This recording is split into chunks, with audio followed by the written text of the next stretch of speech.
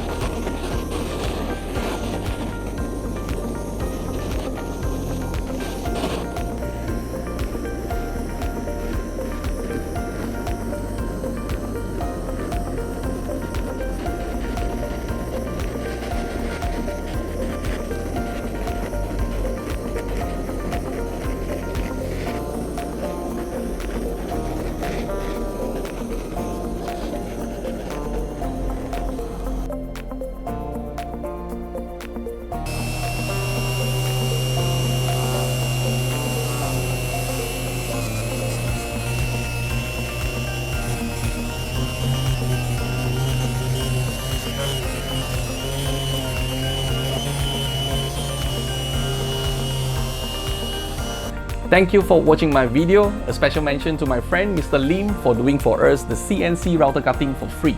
So if you are looking for CNC router cutting services, please contact him. And for those of you, please remember to subscribe to my YouTube channel and turn on the notification bell. And I'll see you in my upcoming videos. Bye bye for now.